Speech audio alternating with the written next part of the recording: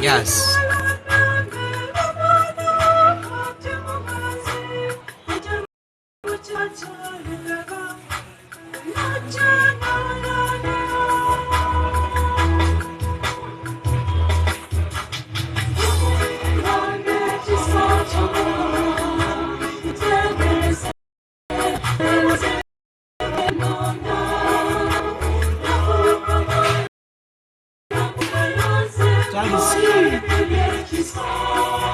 Jose. How are you, Jose Rock?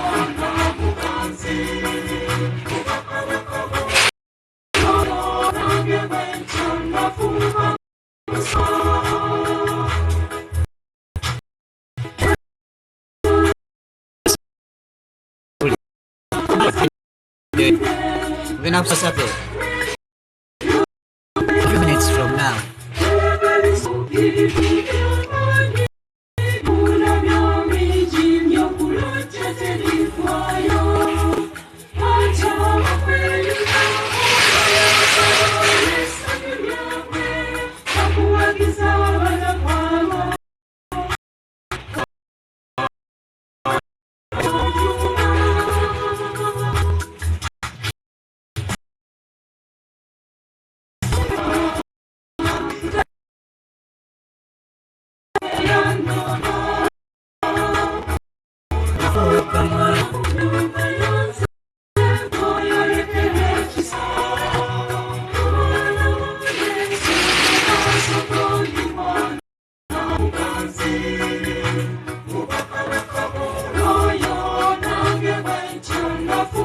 Sylvia.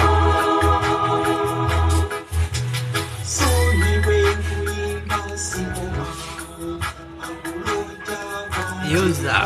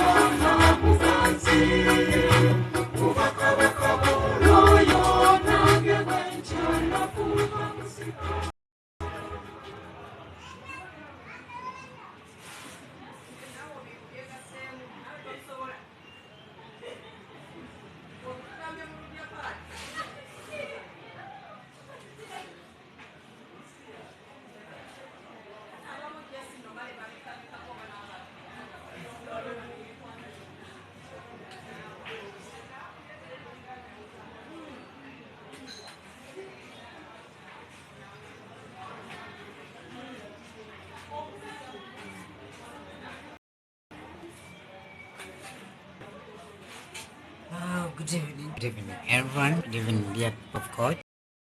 I believe you're all doing well, and as I invite you, the next few minutes we say the rosary, and kambasabe tugende twetekere okusoma sapule Peter kenzanise okulaba kansubire oli bulungi obulamu bulungi. So in that case, amakulisayo mu Sunday, mu weekend, mu nnaku za weekend, try na Saturday, try na Sunday. Sunday was a day olunaku lwa omubiri n'omusaayi gwa Kristo, and wherever you are, oba yonna gye wabadde, kansuubire olunaku lwakugende bulungi. Ababaddeko eggulo, you saw what I did. Nadin live stream omukolo ogwo. So thanks for those that stand up, and we had a good celebration here at Cross the King Parish, Kampala. I have uploaded the same event on my YouTube channel. You can find it and you see or watch how it was. Thank you for those that are online and those that are intending to join Mama Africa. Thank you for coming by or passing by. Tugenda Mu+Sapule akaseera konna okuva kati. Pause, let me play one song. Peter, ogamba ki? Osinzidde wa Peter? Oli ludda wa? Peter, mbuuliraako. Peter, oli ludda wa?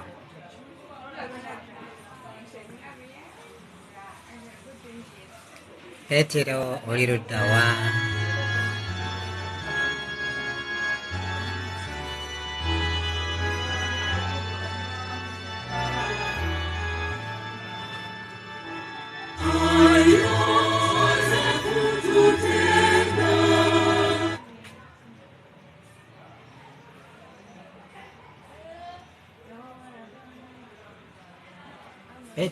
Peter. I am trying to know where you are, where you based from, or to labirawa. Posing nga bwe tukyalinda bannaffe betugenda okusoma nabo misa oba betugenda okusoma nabo Sapule, sorry. Kanzanyeyo obuyimba buno bubiri busatu as we get these people that normally comes in and we pray together. That's not a bad song. Can as well enjoy it.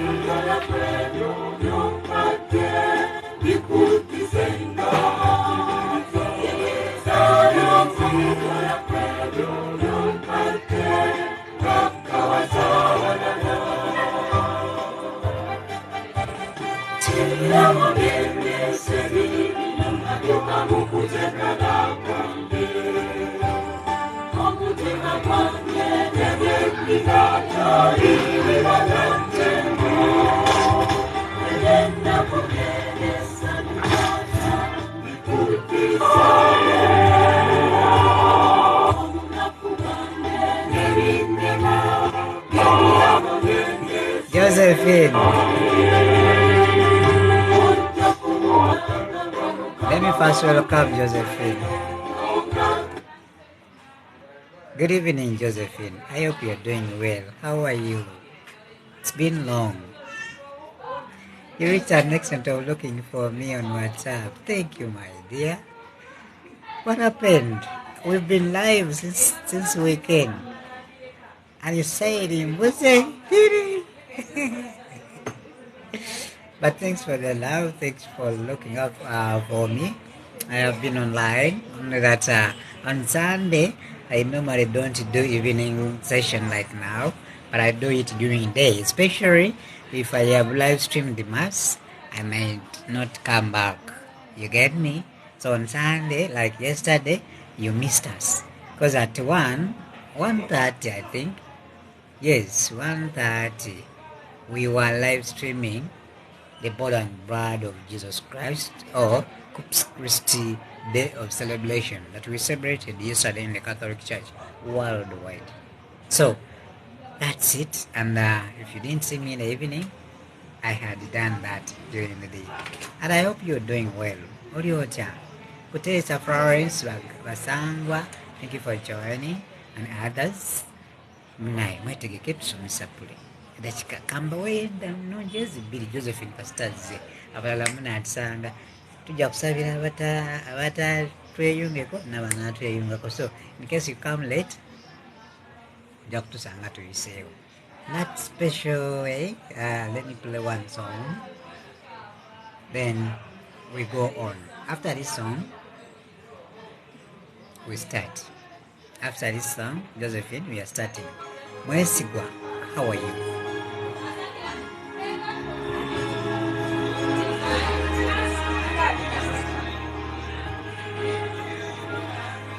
Thank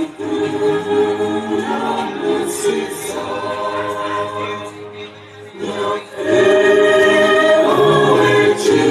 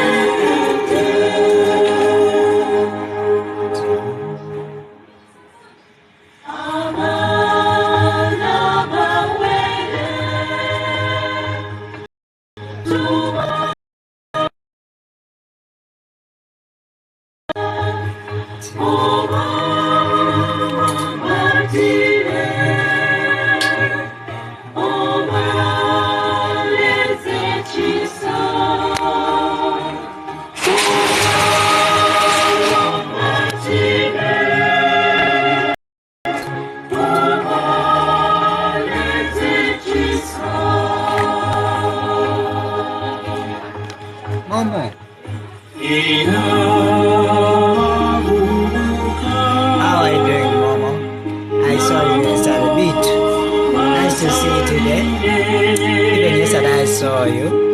I am sending invites right now for those who are interested to say the rosary with us.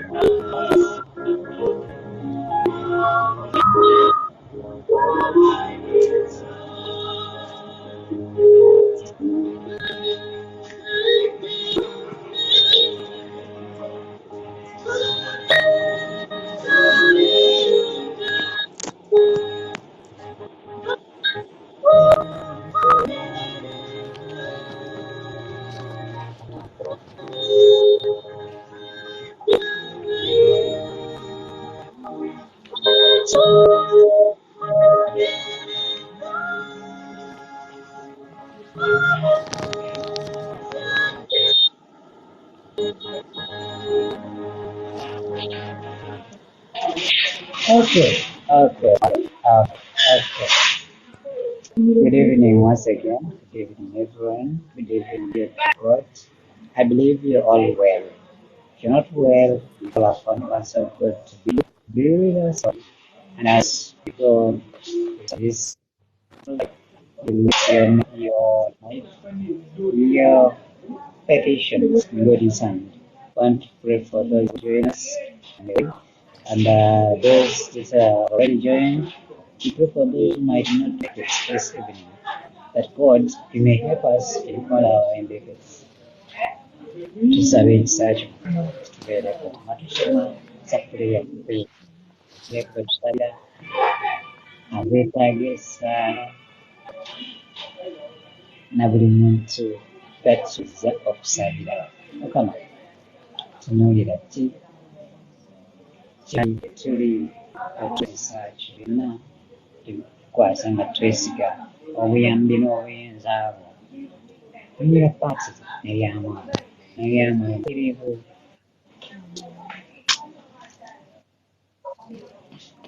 nzikiriza Katonda paati omanza wa buli kantu Namutonzi w'eggulu n'ensi, Yesu Kristo omwana we ali omu yekka, yali mu lubuto lwa Mwoyo Omutuukirivu, n'azaalibwa Bikira Mariya, n'abonaabona ku bya Ponsiyo Piraato, n'akomerera ku musaalaba, n'afa, n'aziikibwa, n'akka emagombe.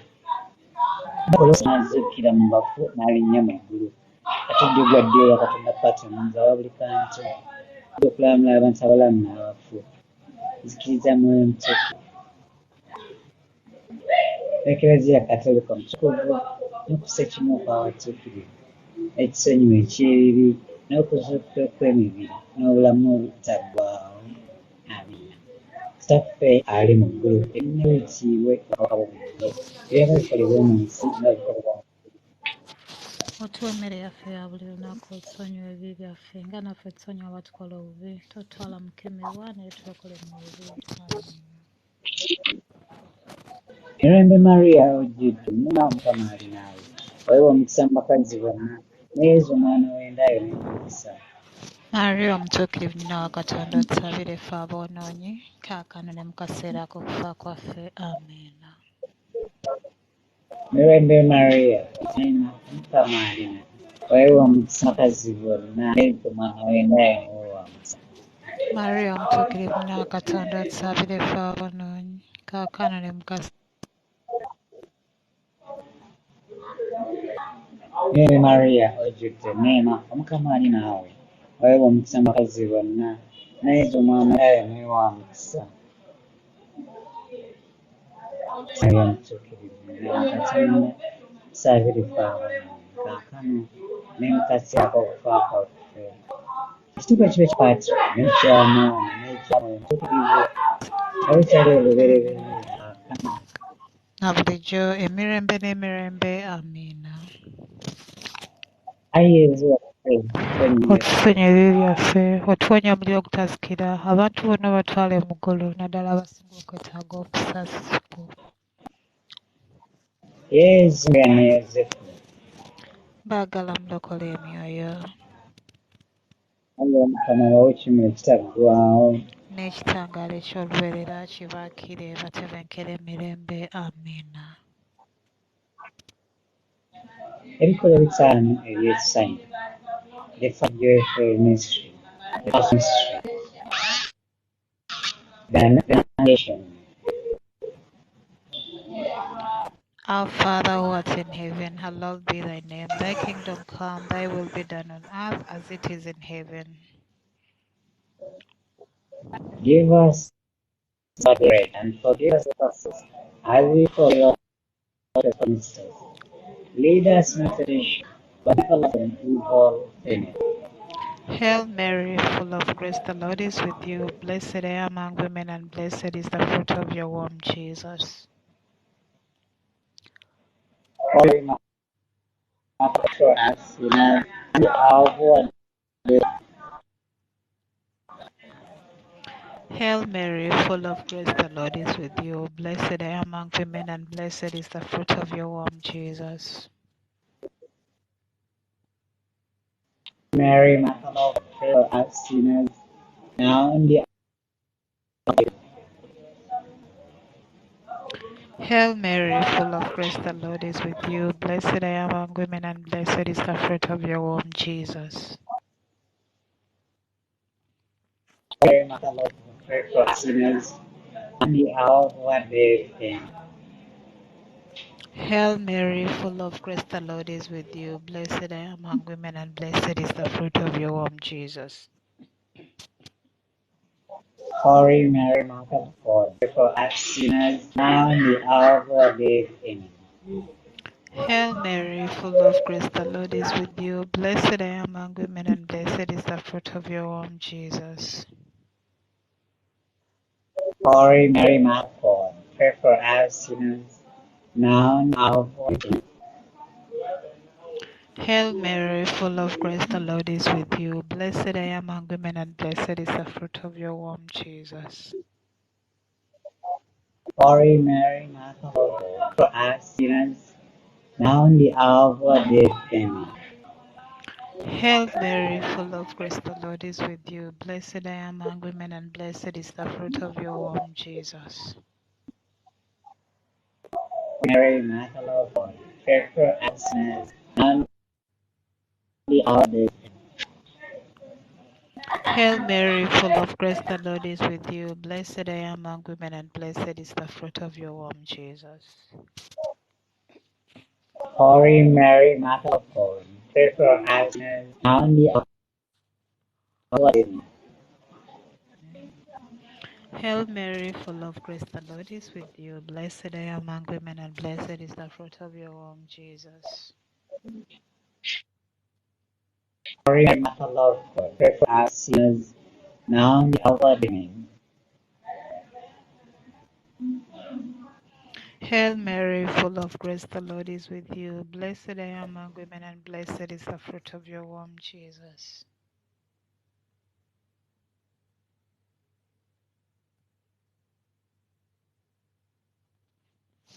Holy Mary, Mother of God, pray for us sinners, now and at the hour of our death. Amen. Glory be to the Father, and to the Son, and to the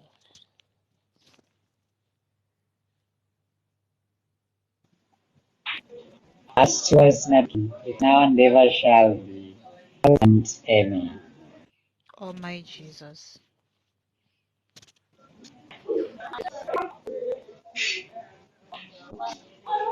Come, Jesus, forgive us our sins, save us from the hell, and lead us souls to heaven, especially those most in need of your mercy. Jesus, Mary, and Joseph. The second, love yourselves, souls. Jesus, Mary, and Joseph. Love yourselves, souls. Jesus, Mary, and Joseph. Love yourselves, souls. Eternal rest grant unto them, O Lord. Let your good shine upon them. May May they they rest rest in in peace. peace. Amen. Amen. Eternal rest grant unto them, O Lord. Let your right shine upon them. May they rest in peace.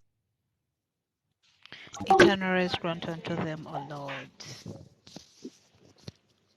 Let your faithful light shine upon them. May they rest in peace. Amen. Second mystery, ekikolo kubiri kyetwalira Elizabeth mu Uganda visitation.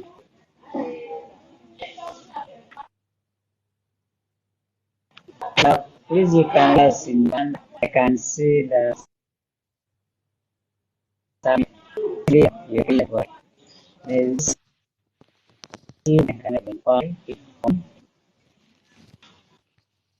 bali mu ggulu linnya likiibwe obwakabaka bw'obwidde era provinsi ebikuba mu ggulu.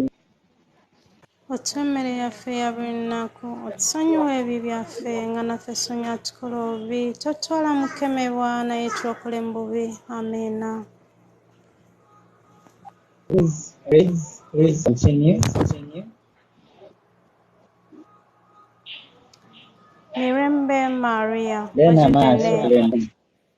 Mirembe Maria, ojjudde enneema, Omukama ali naawe, waweebwa omukisa mu bakazi bonna, ne Yezu omwana w'endaayo naye wa mukisa. Maria mtukufu nyina wa Katonda atusaabire aboomu akano ne museera akufa.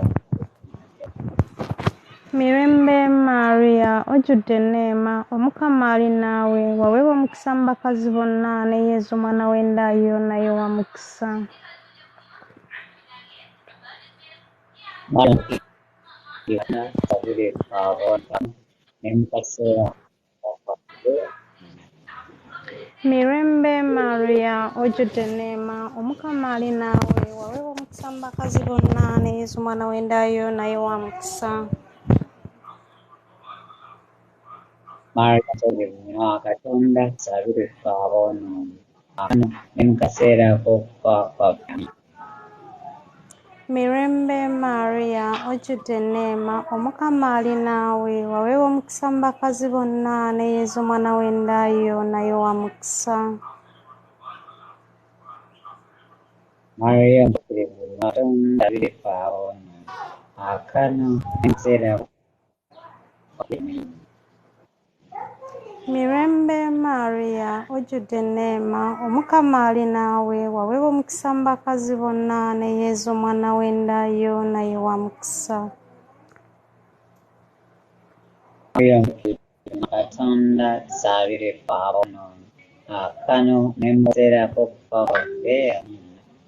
Mirembe Maria, ojjudde enneema, Omukama ali naawe, waweebwa omukisa mu bakazi bonna, ne Yesu omwana w'endaayo naye wa mukisa. Nnyina wa Katonda musaabire ffe aboonoonyi, kaakano ne mu kaseera ak'okufa kwaffe. Amiina. Mirembe Maria, ojjudde enneema, Omukama ali naawe, waweebwa omukisa mu bakazi bonna, ne Yesu omwana w'endaayo naye wa mukisa. Maria omutuukirivu, nnyina wa Katonda musaabire ffe aboonoonyi, kaakano ne mu kaseera ak'okufa kwaffe. Amiina. Mirembe Maria, ojjudde enneema, Omukama ali naawe, waweebwa omukisa mu bakazi bonna, ne Yesu omwana w'endaayo naye wa mukisa. Maria omutuukirivu, nnyina wa Katonda musaabire ffe aboonoonyi, kaakano ne mu kaseera ak'okufa kwaffe. Mirembe Maria, ojjudde enneema, Omukama ali naawe, waweebwa omukisa mu bakazi bonna, ne Yesu omwana w'endaayo naye wa mukisa. Maria omutuukirivu, nnyina wa Katonda tusaabire ffe aboonoonyi, kaakano ne mu kaseera ak'okufa kwaffe. Amiina. Mirembe Maria, ojjudde enneema, Omukama ali naawe, waweebwa omukisa mu bakazi bonna, ne Yesu omwana w'endaayo naye wa mukisa. Maria omutuukirivu, nnyina wa Katonda tusaabire ffe aboonoonyi, kaakano ne mu kaseera ak'okufa kwaffe. Mirembe Maria, ojjudde enneema, Omukama ali naawe, waweebwa omukisa mu bakazi bonna, ne Yesu omwana w'endaayo naye wa mukisa. Maria omutuukirivu, nnyina wa Katonda tusaabire ffe aboonoonyi, kaakano ne mu kaseera ak'okufa kwaffe. Ekitiibwa kibe ekya Patri, n'ekya Mwana, n'ekya Mwoyo Omutuukirivu, nga bwe kyali olubereberye na kaakano na bulijjo, emirembe n'emirembe. Amiina. Ayi Yesu waffe, Otutonera ebibi byaffe, tuwonye omuliro ogutakisira, abantu bonna batwale mu ggulu, naddala abasinga okwetaaga obusaasizi. Yesu, Maria ne Yosefu.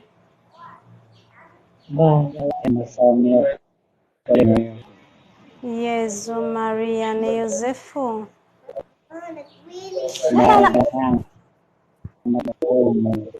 Yesu, Maria ne Yosefu. Mbaagala era mukola ennyo. Ayi Omukama, obawe ekimuli ekitaggwaawo.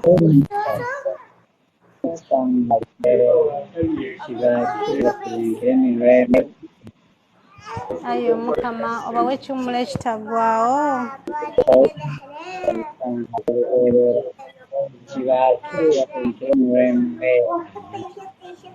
Ayi Omukama, obawe ekimuli ekitaggwaawo. Batubenkere emirembe. Amiina. The third mystery for the church. The third mystery. The birth of our Lord Jesus Christ, or the Nativity. Yesu Kristo azaalibwa. Our Father, Lord, be thy name, thy kingdom come, thy will be on earth as it is in heaven. Give us this day our daily bread, and forgive us our trespasses. Forgive us trespasses against us. Lead us not into temptation, but deliver us from evil. Amen. Hail Mary, full of grace, the Lord is with you. Blessed are you among women, and blessed the fruit of thy womb, Jesus. Holy Mary, Mother of God, pray for us sinners, now and the hour of our death. Amen. Hail Mary, full of grace, the Lord is with you. Blessed are you among women, and blessed the fruit of thy womb, Jesus. Holy Mary, Mother of God, pray for us sinners, now and at our death. Amen. Hail Mary, full of grace, the Lord is with you. Blessed are you among women, and blessed is the fruit of thy womb, Jesus. Holy Mary, Mother of God, pray for us at the hour of death. Hail Mary, full of grace, the Lord is with you. Blessed among women, and blessed is the fruit of thy womb, Jesus. Holy Mary, full of God, pray for us sinners, now and the hour of our death. Amen. Hail Mary, full of grace, the Lord is with you. Blessed are you among women, and blessed is thy womb, Jesus. Holy Mary, Mother of God, pray for us sinners, now and the hour of our death. Amen. Hail Mary, full of grace, the Lord is with you. Blessed are you among women, and blessed is the fruit of thy womb, Jesus. Holy Mary, Mother of God, pray for us sinners, now and the hour of our death. Amen. Hail Mary, full of grace, the Lord is with you. Blessed are you among women, and blessed is the fruit of thy womb, Jesus. Holy Mary, Mother of God, pray for us sinners, now and at the hour of our death. Amen. Hail Mary, full of grace, the Lord is with you. Blessed are you among women, and blessed is the fruit of thy womb, Jesus. Holy Mary, Mother of God, pray for us sinners, now and the hour of our death. Amen. Hail Mary, full of grace, the Lord is with you. Blessed are you among women, and blessed is the fruit of thy womb, Jesus. Holy Mary, Mother of God, pray for us sinners, now and the hour of our death. Amen. Hail Mary, full of grace, the Lord is with you. Blessed are you among women, and blessed is the fruit of thy womb, Jesus. Holy Mary, Mother of God, pray for us sinners, now and the hour of our death. Amen. Glory be to the Father, and to the Son, and to the Spirit, as it was in the beginning, was and amen. O my Jesus, forgive us our sins, save us from the fire of the hell, and lead our souls to heaven, especially those who have most need of your mercy. Jesus, Mary, and Joseph. I love you, says Jesus, Mary, and Joseph. I love you, says Jesus, Mary, and Joseph. Have you said so? Eternal response unto them, O Lord, and let your perpetual shine upon them. And they rest in peace. Amen. Eternal response unto them, O Lord, and let your perpetual shine upon them. May they rest in peace. Amen. Eternal response unto them, O Lord, and let your perpetual shine upon them. May they rest in peace. Amen. Ekikolwa ekyokuna. The fourth mystery. Lala, kodi. Yalla.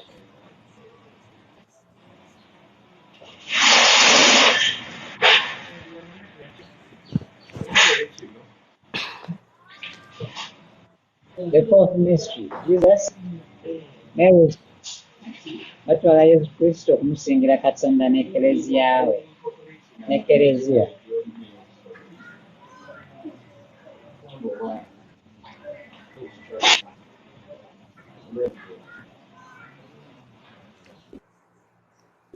Fourth mystery, representation. You can lead us under if possible. Chiraba, I can see your own. This user whose name I don't have. You can lead us on Uganda if possible.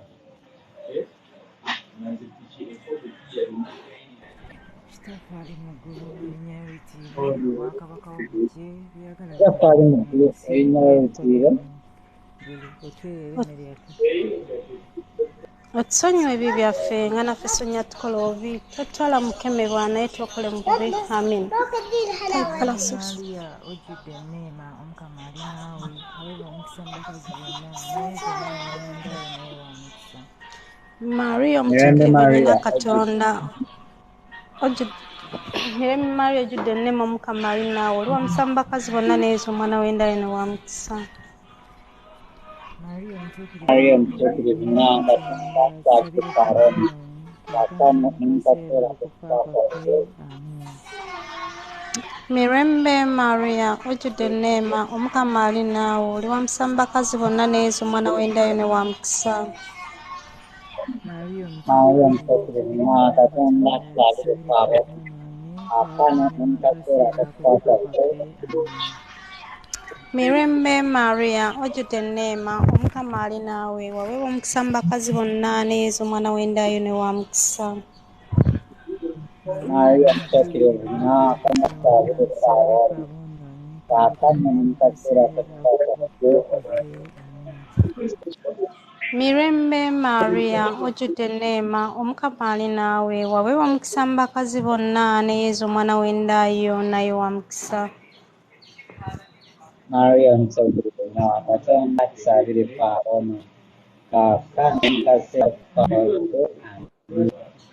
Mirembe Maria, ojjudde enneema, Omukama ali naawe, waweebwa omukisa mu bakazi bonna ne Yesu omwana w'endayo ne wa mukisa. Maria omutuukirivu n'Akatonda tusabire kwabo akana ne mu kaseera k'okufa kwaffe. Mirembe Maria, ojjudde enneema, Omukama ali naawe, waweebwa omukisa mu bakazi bonna ne Yesu omwana w'endayo naye wa mukisa. Maria omutuukirivu n'Akatonda tusabire kwabo akana ne mu kaseera k'okufa kwaffe. Mirembe Maria, ojjudde enneema, Omukama ali naawe, waweebwa omukisa mu bakazi bonna ne Yesu omwana w'endayo naye wa mukisa. Maria omutuukirivu akana ne mu kaseera k'okufa kwaffe. Mirembe Maria, ojjudde enneema, Omukama ali naawe, waweebwa omukisa mu bakazi bonna ne Yesu omwana w'endayo naye wa mukisa. Maria omutuukirivu Omutuukirivu n'Akatonda tusabire tusabire kwabo akana ne mu kaseera k'okufa kwaffe. Amiina. Mirembe Maria, ojjudde enneema, Omukama ali naawe, waweebwa omukisa mu bakazi bonna ne Yesu omwana w'endayo naye wa mukisa. Maria omutuukirivu n'Akatonda tusabire kwabo akana ne mu kaseera k'okufa kwaffe. Ekitiibwa kibe ekya Patri n'ekya Mwana n'ekya Mwoyo Omutuukirivu. Yalla.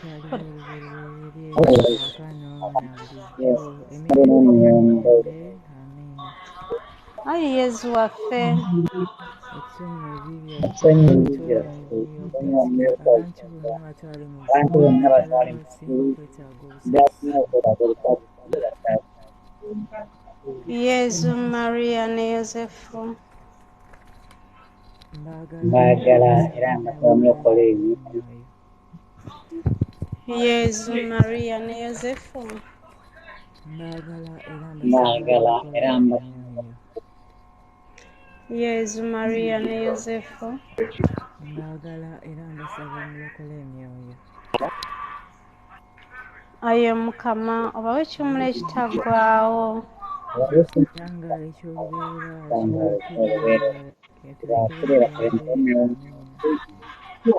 Ayi Mukama, obawe ekiwummulo ekitaggwaawo.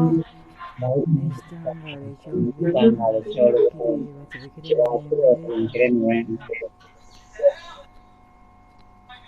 Ayi Mukama, obawe ekiwummulo ekitaggwaawo. n'ekitangaala eky'olubeerera Ekitangaala eky'olubeerera baterekere emirembe. emiwendo. Let me Amiina. know your name before you sign out. What's your name? Okay. The fifth mystery. The fifth mystery. Yes. Oh, mbadde nsaba okufuna linnya lyo. Okay. The Nabukalu Dorothy. fifth mystery. Nabukalu Dorothy. Okay. The fifth mystery, Kirabo, you will lead us. Kirabo, please unmute and you lead us this last mystery. The fifth mystery, the finding of Jesus' child in the temple. The finding of Jesus' child in the temple. Kirabo, please lead us. Our Father who art in heaven, hallowed be thy name, thy kingdom come, thy will be done on earth as it is in heaven. Give us this day our daily bread, and forgive us our trespasses, as we forgive all trespass against us. Lead us not into temptation, but deliver us from evil. Amen. Hail Mary, full of grace, the Lord is with you. Blessed are you among all men. Blessed is the fruit of your womb, Jesus. Holy Mary, Mother of God, pray for us sinners, now and the hour of our death. Hail Mary, full of grace, the Lord is with you. Blessed are you among all men. Blessed is the fruit of your womb, Jesus. Holy Mary, Mother of God, pray for us sinners, now and the hour of our death. Amen.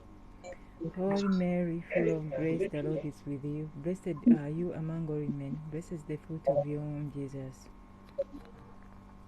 Holy Mary, Mother of God, pray for us sinners, now and the hour of our death. Amen.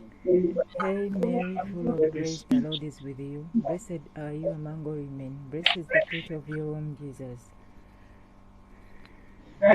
Holy Mary, Mother of God, Pray for us now and the now hour of that we our have our Hail Amen. Mary, full of grace, the Lord is with you. Blessed are you among all women. Blessed is the fruit of your womb, Jesus. Holy Mary, Mother of Holy, God, pray for us pray for now and the hour of our now and death. that Amen. Hail Mary, full of grace, the Lord is with you. Blessed are you among all women. Blessed is the fruit of your womb, Jesus. Holy Mary, Mother of God, pray for us sinners, now and the hour of our now. death. Amen. Hail Amen. Mary, full of grace, the Lord is with you. Blessed are you among all women. Blessed is the fruit of your womb, Jesus. Holy Mary, Mother of Holy God, Mary, pray Mother of for us. God, pray for us sinners, now and the hour of our death. Hail Mary, full of grace, the Lord is with you. Blessed are you among all women. Blessed is the fruit of your womb, Jesus. Holy Holy Mary, Mary, Mother of God, pray for us for us sinners now now and and the that. hour of our death. Hail Amen. Mary, full of grace, the Lord is with you. Blessed are you among all women. Blessed is the fruit of your womb, Jesus. Holy Holy Mary, Mary, Mother of God, pray for sinners, us now now and and the that. hour of our death. Amen. Hail Mary, full of grace, the Lord is with you. Blessed are you among all women. Blessed is the fruit of your womb, Jesus. Holy Mary, Holy Mother, Mary, Mother of God, pray pray for for us us sinners, now and the now hour of our death. Amen. Glory be to the Father, and to the Son, and to the Holy Spirit. as it was in the beginning. As was in the beginning, is now and ever shall be, world without end. Amen. O my Jesus, O my Jesus, forgive us our Forgive forgive us us sins, our sins, save us Father, from hell, lead our us lead all us souls out into to your especially of sins. the mercy of mercy.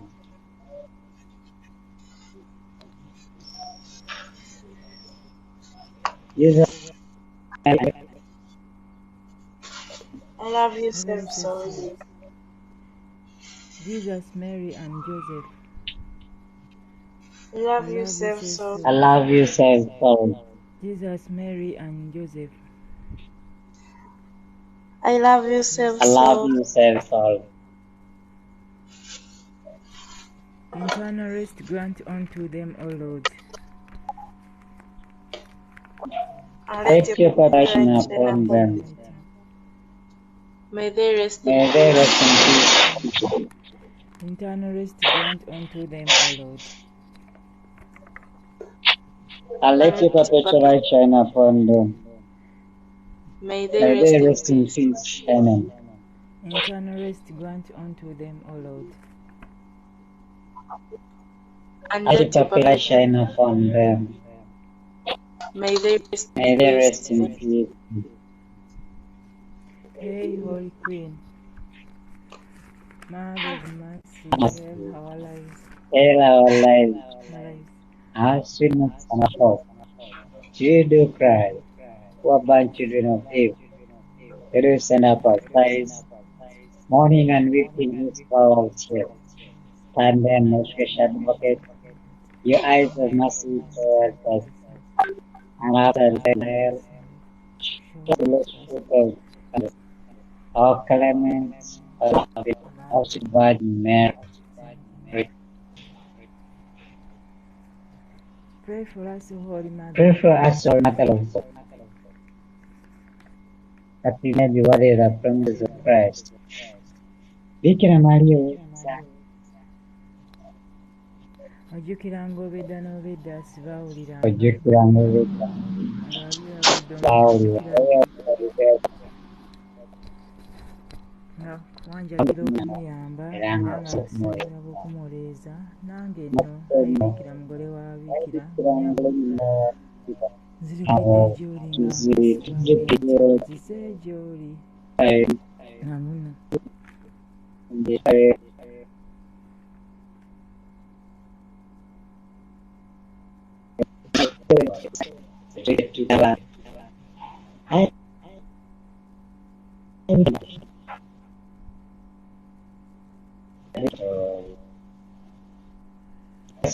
forward.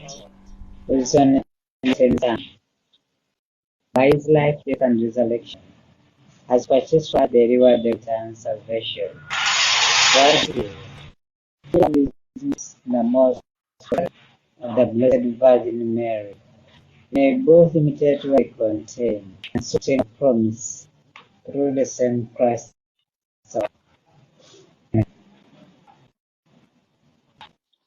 Lord, Christ have mercy. Lord, have mercy. Mercy. Lord have Mercy. mercy. Christ, Our pain, have have mercy. The Son, mercy. Redeemer of the world. Have The Holy mercy on us. Have mercy on us. One God, Have mercy on us. Father of God, Have mercy on us. Holy Have Virgin mercy of on us. Virgin, pray for Have us. mercy on us. Mother of Christ, pray for us. Pray for us. For us. Pray for Mother us. Modest, Mother Pray for us. Environment, Mother, Pray for us.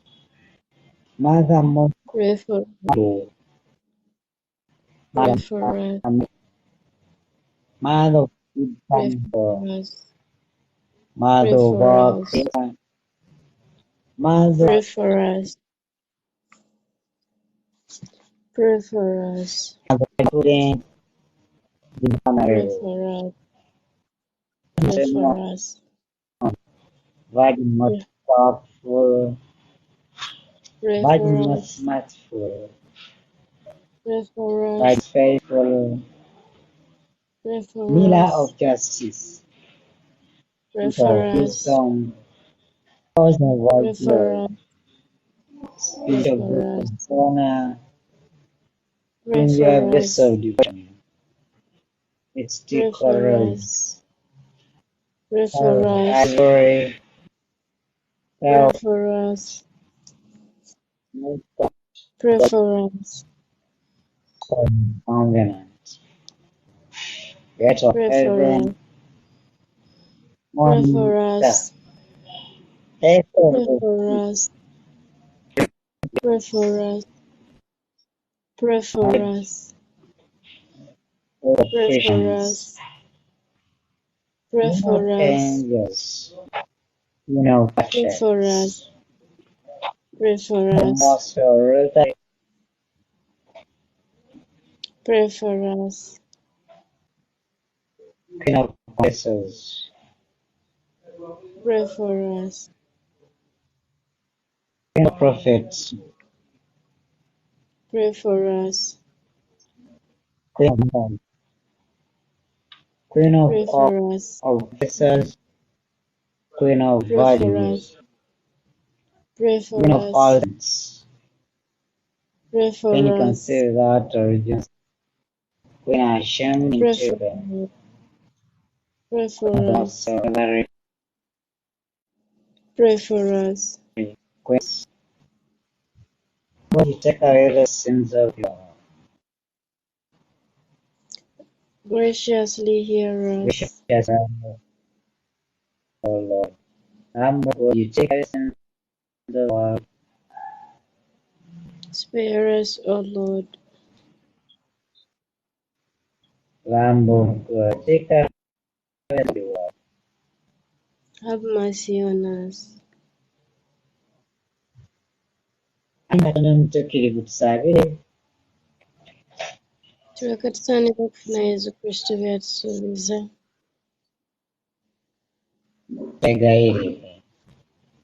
Ayi Katonda Ayi tuteeredde Katonda, omuweereza tuwa okubeera abalamu bulijjo omwoyo ne mu mubiri, ate ku lw'okusabira Mariya omubeererevu omutuukirivu, tuwonye ennaku ez'omunsi muno, atufunyise mu ggulu essanyu eritaggwaawo. Tukikusaba nga tuyita mu Yesu Kristo Mukama waffe. Amiina.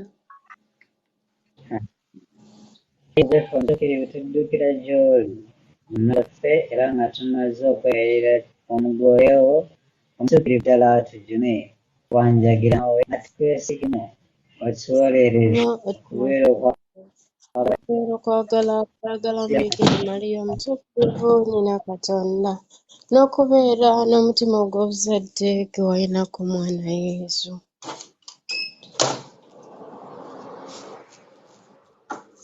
twegayirire kunywesa ezzadde lya Yesu lyanunza n'omuzaire era tujune byetaago byonna N'obuweereza bwo n'obuyambi bwo. Ayi omukuumi ya Katonda omugendereza ddala, kuumiza ddala Yesu Kristo eryalondebwamu. Ayi Kitaffe ataagalira ddala, tugobeeko akabi konna akatuwabya n'akatwonoona. Ayi omuweereza waffe ow'obuyinza ng'oyima mu ggulu, tutaase mu lutalo lwonna olwetulwanamu n'amasitaani, era nga bwe wajjajja omwana Yesu mu kabi ak'okufa. Ne kaakano Eklezia wa Katonda omutukuvu mutaase mu mitego gy'omulabe Sitaani. Tubikkeko akasubi ffenna bulijjo, tuyise bulungi, tufe bulungi, tuwobe okwesiima okw'emirembe n'emirembe mu ggulu. Amiina.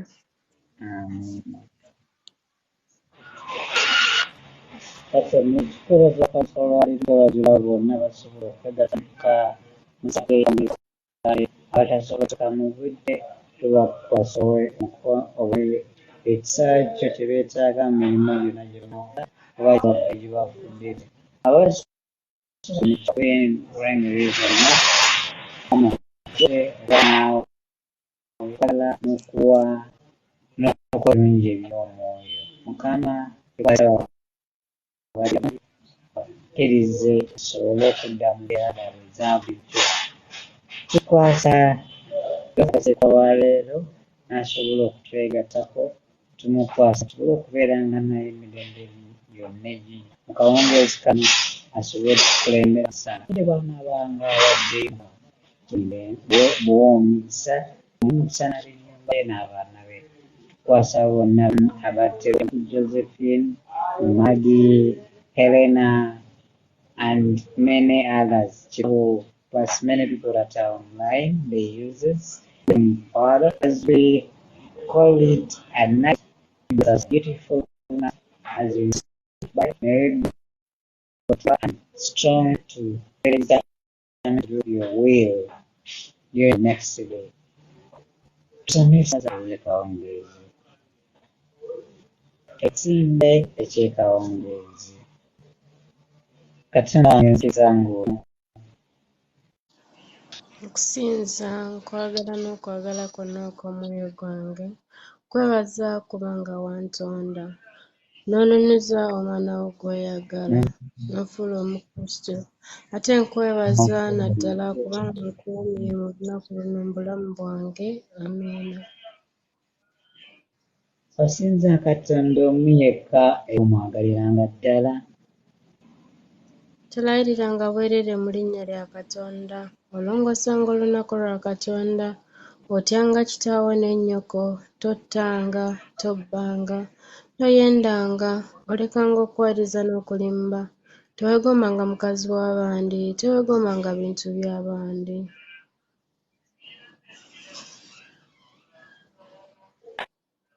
Katonda mpa enneeme y'okumanya ebibi, y'okumanya n'okubona ebikoze leero, tujjukire ebibi ebya leero. Today don't know Yesu Kristo obasabye effumu okubeera ebibi byaffe, essaala y'okubonerera. Katonda wange, mboneredde nnyo olw'ebyo bye nakola ate nga ggwe tobyagala. Ebyo bye nakola ate ggwe mulungi ennyo, ate kuba njagala abantu bonna. Nayagala kubeera gwe Kitwale. ate ku bw'enkyalo Katonda ggwe mulongosamu ekyawo abense n'abantu Josephine n'abatanyuma kuuma by'okulubanga ab'eddiini n'abansi ebyo by'abantu abatakukkiriza komyawo abavudde mu Naddala bali ekleziyawo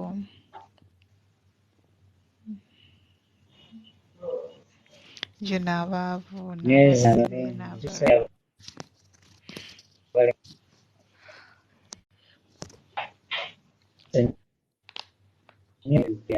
ekiro ekirungi atwala kitabayo ennyingi ng'owakawo bujje byagala bikolebwe mu nsi nga bikolebwa mu ggulu. Emmere yaffe eya buli lunaku otusonyiwe ebibi byaffe nga ne ffe tusonyiwa abatukola obubi, totwala mukemebwa naye tukole mu bubi. Amiina. mulembe Maria Mujjudde enneema, Mukama ali naawe, waleeba omukisa mu bakazi bonna, n'oyinza omwana w'endaala ne wa mukisa.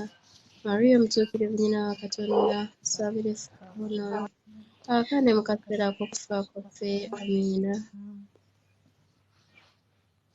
okubaatumiza buli kantu omutonzi w'eggulu n'ensi Yesu omwana we ali omu yekka Mukama waffe eyali mu lubuto okuva mu Mwoyo Omutuukirivu, n'azaalibwa Bikira Maria, n'abonaabona ku mirembe gya Pontiyo Piraato, N'akomererwa ku musaalaba, n'afa, n'aziikibwa, n'akeemagombe. Ku lunaku olwokusatu n'azuukira mu bafu, n'alinnya mu ggulu.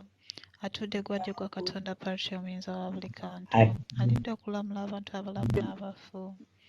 Nzikiriza Mwoyo Omutuukirivu, n'Eklezia Katolika Omutukuvu, n'okussa ekimu okw'abatuukirivu, n'ekisonyiwo ky'ebibi, n'okuzuukira okw'emibiri, n'obulamu obutaggwaawo.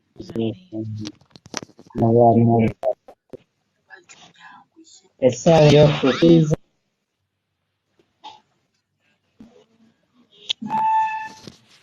Katonda wange, nzikiriza nnyo eby'amazima byonna Eklezia Katolika by'atuyigiriza kuba gwe nnyini webimubuulira, toyinza kwerimba naffe okutulimba. Amiina. essaawa ey'okusuubira Katonda wange, mbeerera mu kisaato ne mbolinzaawo ng'olimpa enneema y'omu nsi, ate bwe nkwata ebiragiro byo, limpa obulamu obutaggwaawo mu ggulu, ng'ogwe wabitulazaanya, n'otuukiriza ddala endazaanyizo. Amiina. ekiriyo okwagala Katonda nkwagala nnyo N'omwoyo gwange gwonna okusinga ebintu byonna, kuba gwe mulungi ennyo omwagalirwa ddala, ate kuba njagala bantu bonna nga bwe neeyagala okubeera ggwe. Amiina. Amiina. ekiro kibe kya Patrick Mukama Omutuukirivu Nga bwe kyaliwo olubereberye na kaakano na bulijjo mirembe n'emirembe. Amiina. ekiriyo ekisa Okukiranga obudda n'obudda. Baawuliranga nti wali eyabulidde omuntu addukira gy'oli okumukuuma, ng'akuwanjagira okumuyamba era ng'akusaba okumuwuliriza. Naffe nno, Ayi Bikira mugole wa Bikira Nnavu, tuddukidde gy'oli nga tukwesiga buti. tuzze gy'oli twevunisa mu bigere ebyo nga tukaaba olw'ebineno byaffe. Ayi nyina kigambo wulira okwegayirira kwaffe olw'ekisa kyo otuwe bye tukusaba. Amiina. Ayi Bikira Maria gw'omunda atoliko kibi tusinkire. Otusabire ffe abaddukira gy'oli. Essaala ey'okusaba obutukuvu yaffe omutuukirivu n'okugoberera era kitaawe kubeera obwesigwa bwo obutaggya. Katonda yakwasa obutukuvu bwennyini ne Yezu Kristo n'akwasa ne Mariya nnyina w'ababikira olw'abateeswa bombi Yezu ne Mariya abaakulembera ebyagala byonna. Tukwegayiridde nga tukwesengereza otuwonye buli kibiina buli kabenje konna. Otusabire eri Katonda tunywererenga mu kuweereza obulungi ffe nga tuli baganzi bo. Amiina.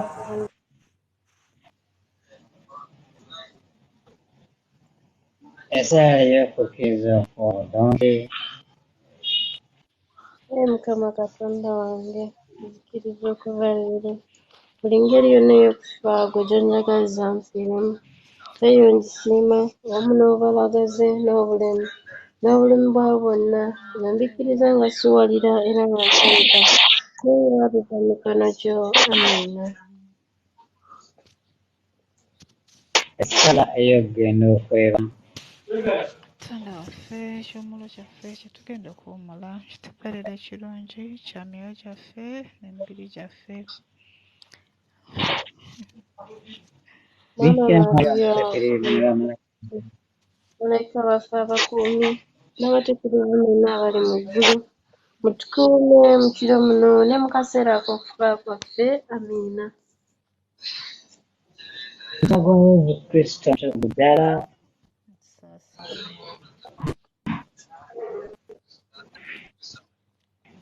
Tusaasire. Omutima gwa Yezu Kristo ddala.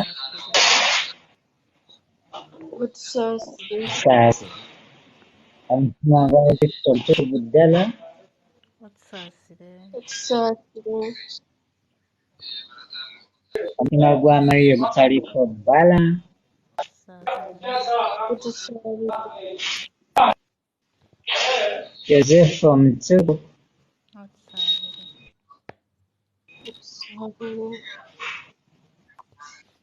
Ab'Uganda bakkirivu mwenna. Abatuukirivu Petero ne Pawulo. Mutusaasire.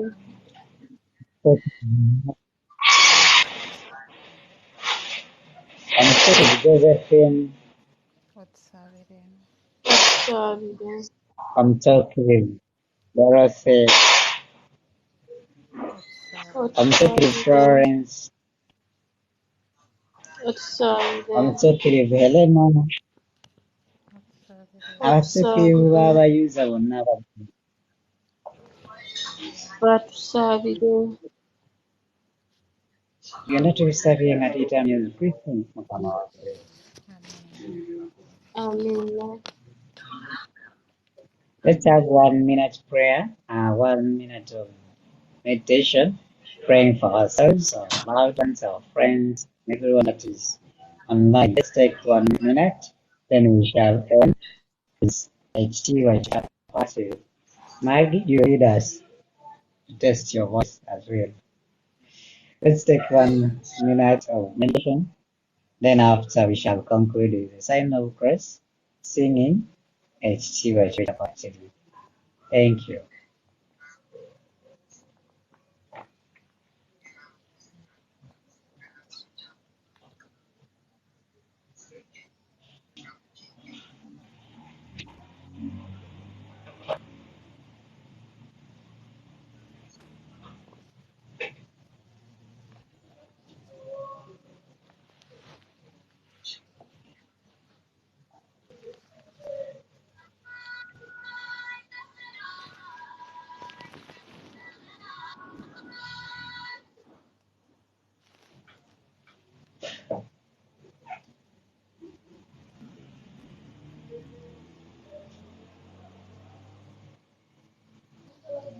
Ekitiibwa kibe kya Patri n'ekya Mwana n'ekya Mwoyo Omutukuvu. awo kyali Awe na kaakano ne bulijjo emirembe n'emirembe.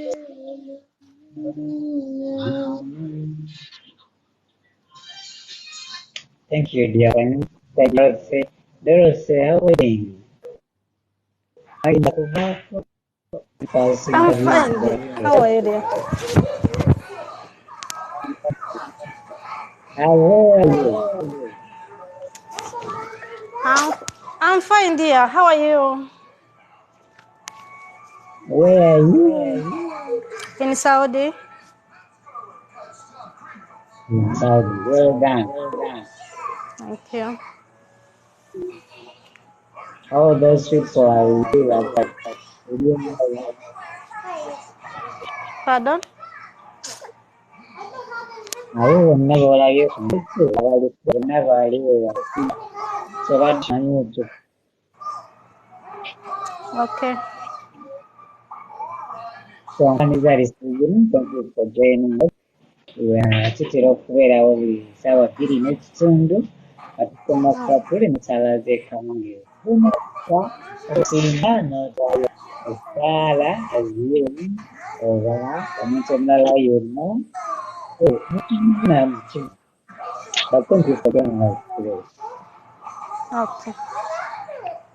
If you don't mind, you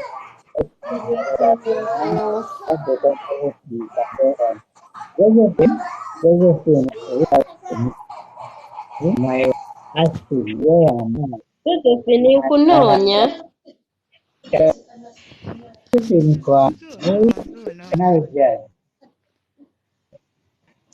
Nakunoonyeza mu kabokisi kange nga sikulabayo ne ŋŋamba Josephine kamwesonyiwe. Wanoonyeza dde bannange. Nakunoonyeza mu bafrenzi bange nga nkulaba. Ngamba friends bange nkulabamu nga sikulabamu. Layira wano ku TikTok.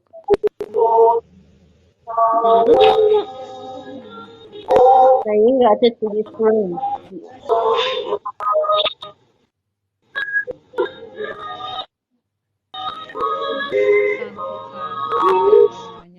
Serious did just following. Ate era tonnaba kunsindikira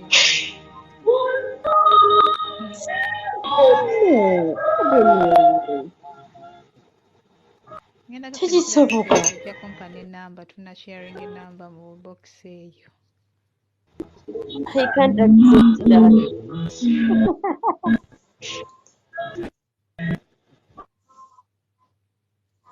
Kyokka wallahi bulijjo simanyi nti sikufolowinga. Obutuufu kiswaza. Nange buli ajja akatuuti nze nga mufolowinga naye simanyi.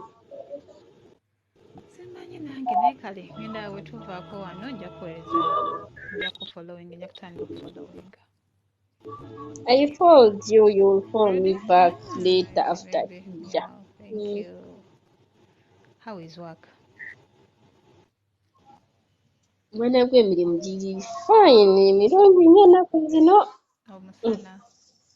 Hija emirimu si mingi nnyo like before kubanga kati tuli basatu. Before mwana. Naye banaye nali ngenda babiri naye nze nali nga nkola emirimu gyonna egy'ennyumba yonna almost like ng'ono afumba bufumbi. Nze nga nkola emirimu gyonna egisigadde ng'ate nina n'abaana basatu. Ennyumba ina floors mmeka? Ennyumba ekola ki? Like how many floors does it have? It's a big home now omanyi ennyumba z'abaana abantu ttaano. Like mulimu si floor ssatu naye erimu Erimu obungodira bungi. Erina waggulu ebisenge 5, 5 bedrooms upstairs. Then ogatteko eddiro ly'abasajja. Manyi bano babeera n'eddiro ly'abasajja n'ery'abakazi.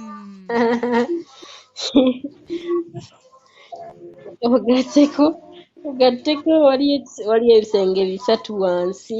Those are 8 bedrooms. Then amadiiro 2 si 10. Ogatteko no corridor.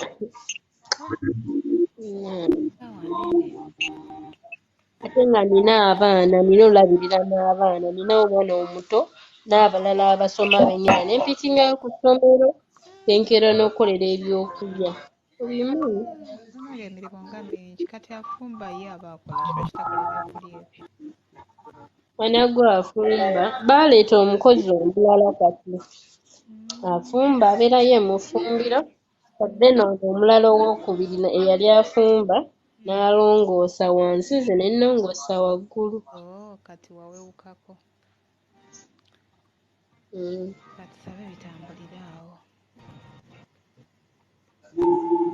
Ojja kuba sawe. Kati onsinga n'emirimu mitono, nina mitono ddala kati. Kati olina mitono ddala. Naye nasiba mukama wange ate yayongera kunnyiiza osinga n'emu.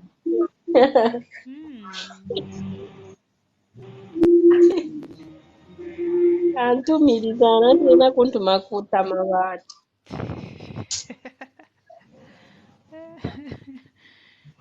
Aba yakutumiriza. Gwokola shopping Tokola buli kintu kirina omuginko omukolera shopping lwakubanga like kyenkola abeera ayagala nnyo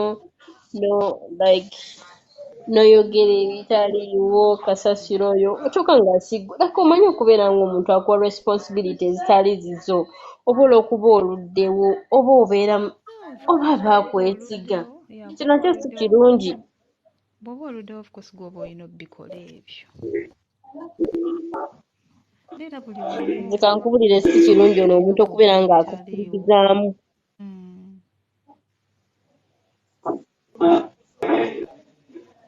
Nze ne wange buli kiggwawo nga nootinga omuntu like nga buli kimu alowooza gw'oli perfect.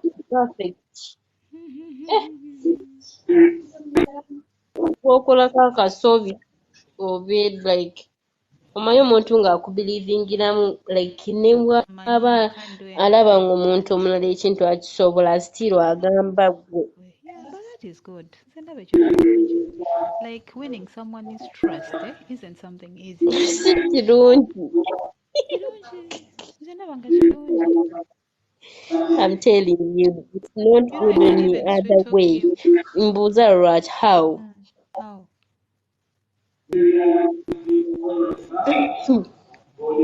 Anti kati abo bagenda kukola emirimu n'egitali gyange nze Kirungi ekyo. like gwe omanyi okukirininga obulungi gwe omanyi okufumba kino obulungi omanyi kyekitegeeza. Abalala bakozi ki? Balala banyonyi yagwa.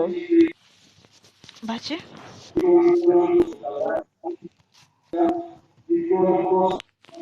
Nyonyi yagwa. Nyonyi yagwa bamanyi. Abanyongo.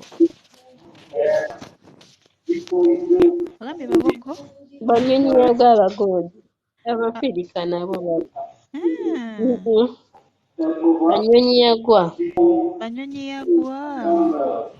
Be baliwa. Baateka batyo. Oba ddala bakilininga aba waliyo abantu abakilininga obubi mbadde manyi bafiripina bakilininga bubi.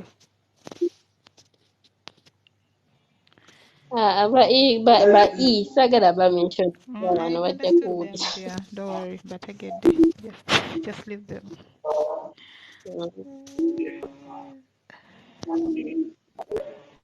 Ate wo wagamba ki? Wange tewalina tabu. Ennaku zino abaana badde bakuzungaza sikyabeerawo ne leero nkedde ku bya omusaayi kuva Friday Okola gundi. nkedde ku medical labor classes. Ayi, How does it take? How long does it take? Like, I don't like know, is but I it? hear it can take something like a month. No, only 2 weeks. Like 2 weeks actually for real. You know me, my boss will trust Tobadde somebody. mukadde. No. This is my first time. Nkukolera Nasooka nakugenda ku poliisi ne banziggyako ebinkumu to make sure sirina muno musango. bakuggyako gwe oliko omanyi kagaloko. Bikola byonna buli kimu. Nange biwanvu tebinaggwa. Eno wiiki ndobuze Bikooya. kuva Friday sinnatuula. Maybe tomorrow kati mbimaze bibadde binzunza byonna. Naye kasita omala gundi, kasita omala medical, kasita omala medical, ebisigadde wuuyo wagenda ddala ne ku fingerprint kati just olinze ID. Jjukira wamala ogenda ku medical babisindikayo direct ku gundi. Ku immigration. Immigration oba biki? Eyo gye bakolera ID.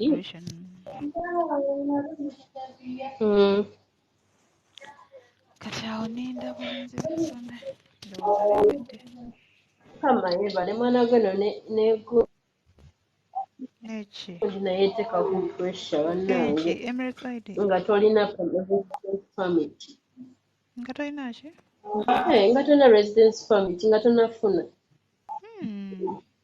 Nga tolina residence permit Emirates ID. Ayi. Ate eno yesinga okolagibwamu w'olaga eno yekola yeringa national ID ewaffe naye baana bakolera ku kaliwali nga talina n'amala emyaka 10 muno nga talina kiwandiiko n'eki ne passport tagirina. Ate gwe oyagala kaliwali toyagala kaliwali. Sikagalira ddala. I would rather go into some local home than be on kaliwali surely. Mwana gwe kyekyo kye nagamba like obeera ku pressure ku bunkenke. Kuba ye omuloko bwansabira visa bagimuweerawo tebamulwisa. So I would rather go into a local home than be on kaliwali. Saagalira ddala nze. Nze njagala nnyo ebintu nga biri mu kaliwali si mulungi. Anything happens babeera bakumye street nga balowooza you can't go anywhere. Of course you cannot report. You see the police, you don't have documents. So onooloopawo bwagaana you cannot. Anti nkugamba bwagaana okuwasa you can't go anywhere. You can't report it anywhere. Otambula butambuzi.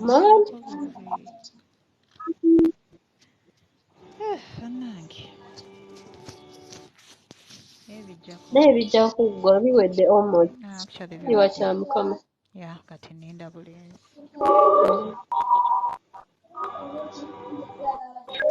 Kale mukulu. Kale dde akankole Sebo Paul.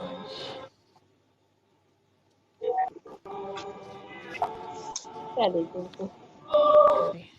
Omuweereza swali bulungi Sebo. Good night bannange. Good night everyone.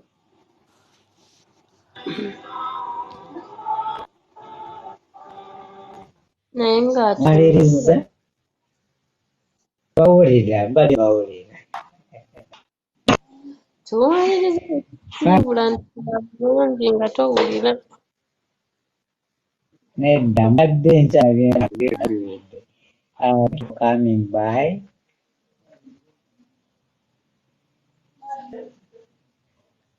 banaye good night naye ng'oli bulungi good night ndi bulungi amin good night oli bulungi sikyo yeah I'm okay. Nice to hear that. Yeah. God is a good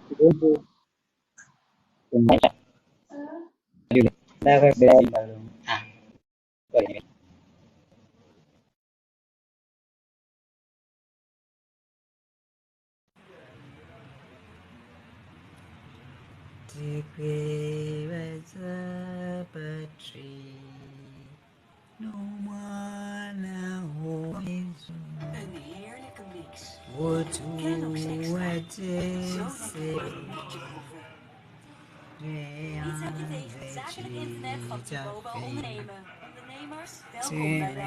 Kathy, Ozereti.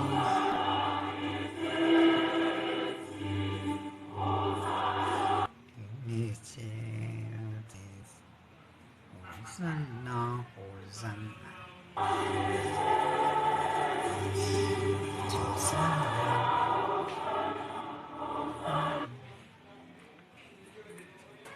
Okay, have a good night. Enjoy your night. Can see someone? Oh, okay. Charity Pamela, have a wonderful night. Thank you for joining us. Join us tomorrow, same time at 8:30 up to now. There's this lady who is in black and white. Let me first know your name. Hey, if you wish to greet me, talk. If you don't, I also wish you a blessed night. Let me pass your name.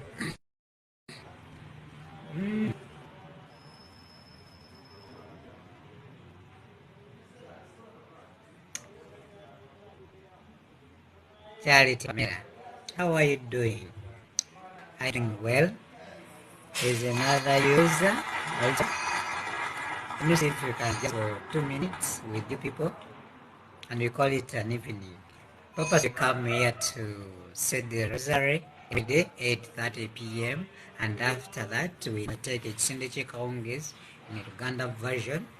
The rosary we cite it in Uganda and English plus any other language of any person choose to take. Oba tugisoma Oluganda ne mu Luzungu n'olulona omuntu aba agulayimu aba ayagadde okutukulembera. Oyinza okuba Olunyakole, oyinza okuba Olutolo, oyinza okuba Oluswahili, depending on what you choose. So, tomorrow join us as we say our evening rosary and evening prayers. Bageza kongeza kalungi. Charity, are you able to talk? Is it okay? Are you able to talk? Okay. Rasmus, have a wonderful night. Josephine, thank you. Maggie, thank you for being here. May God bless you. Chirawa, you are here. Elena, you are here. We've got another friend called Dorothy and many other users who are online. May God bless you and keep you strong. I wish you a blessed night. Thank you enough for always being here, and we pray together. The spirit that guides us, may it continue to shield us. Kama tutase amanyi g'omulabe Sitaani. Heals Malaika, I hope you're doing well. And atuwe obukuumi bwe ku mirimu gyaffe abalina emirimu egy'enjawulo natwetaaga bajje mu bungi. Abalina emirimu gyemukola nga mukolera misaala omuka bongeza omusaala n'abandi kubasasula era nammwe abawa omusaala ogubagasa babasasulire mu budde. Yesterday tubadde tutambuze ku sacrament. It was day of Christi mu Christian yonna wa olunaku olw'omusaayi n'olw'omugaati olw'omubiri gwa Yesu.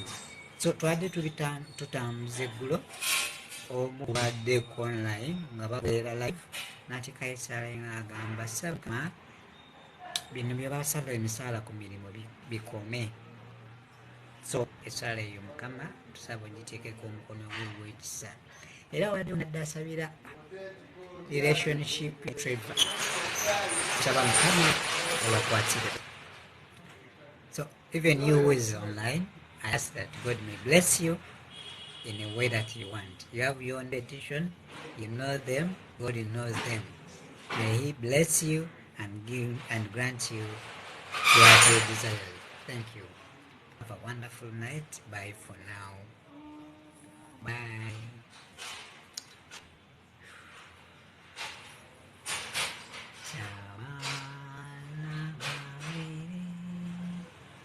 To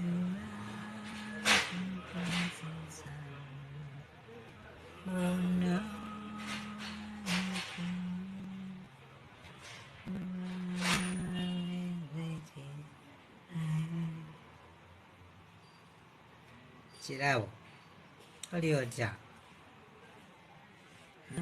yebale okutukulembera amapule binawo nzije waali kansubire bulungi.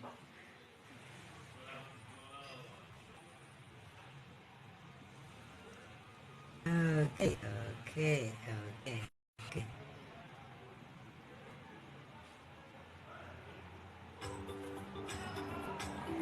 Gatumalize n'olulimi.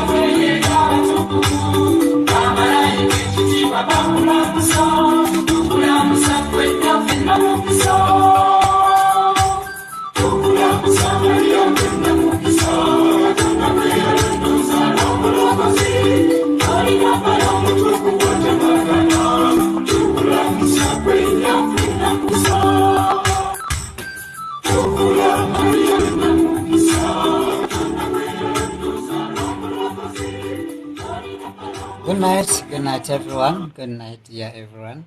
I wish you a blessed night. Thanks for yesterday's broadcast. Oh God. May Rose Bell, you are on. May God bless you. Please don't mind if you WhatsApp me. You can WhatsApp me on my number. Let me see if you're still on. Yes, I had to do it. I like it very much. Baby, I think you're the one. And Joyce. Yes, if you don't mind, you can WhatsApp me on my number 07796375.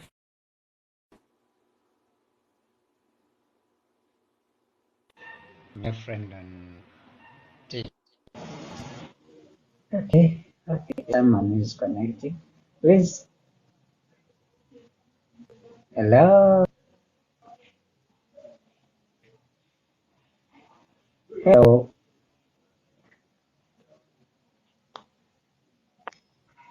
Hello. Rose, thank you. Thank you for that message. Yes, I had to it. I love that session also.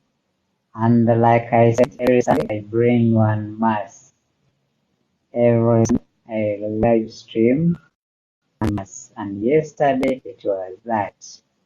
So don't miss Sunday. Comes at a certain there. Stream. You talk. Nja kuba olina omusa okwogera ne Mukama Katonda wo mu nnyimba ebirowoozo byo ne bikuzimba. tweyanza mwebale kongolera na kwagala what I post. However, I am seeking advice. I don't know who is disturbing my videos. The system is overwhelming me. What can I do? If you have the information on how I can handle it, please let me know. Some of my videos are removed, and after they send me warning message. So help me to know how I do it, so that I cannot face such issues again. Have a wonderful night. If you wish to WhatsApp me, please send me a WhatsApp message on my number 0779 637529 or +256 779 63 75 29. Have a wonderful night. Good night. Bye.